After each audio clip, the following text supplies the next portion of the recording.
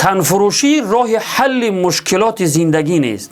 یگانه عذری که زنان فاحشه و تنفروش بیان می کنند این است که میگویند مشکلات زندگی ما را به همین راه وادار کرد.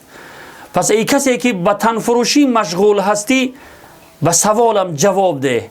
وقتی خداوند در روز حساب و جزا از تمام آن زناکاری هایت بپرسد چه جوابی خواهی داد؟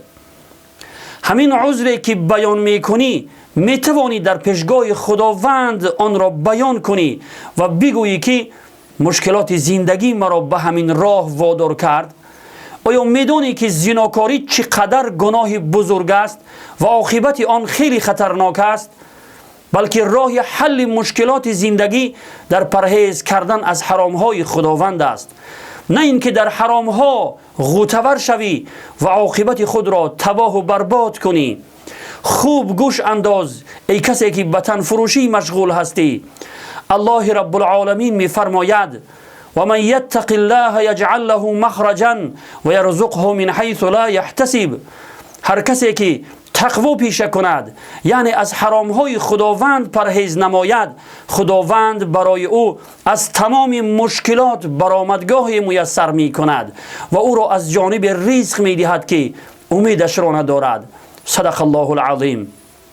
پس ای خواهر مسلمان، از تنفروشی و زناکاری دست بکش و زندگی حلال و پاکیزه را آغاز کن. یقین بدان که به سبب پرهیز کردن از حرام ها عزت و سربلندی و رزق و روزی فراوان نصیبت می شود. این وعده پروردگار است. چرا شما این را نمی فهمید؟ به خاطر مال اندک دنیا هرگز به تنفروشی و زناکاری دست مزن که در همین دنیا شرمنده و رسوا و ذلیل و خوار می شوی. پروردگارا به زنان مسلمان شرم و حیا عطا فرما و از راه زنا و فحشا همه ما را دور بگردان. آمین یا رب العالمین.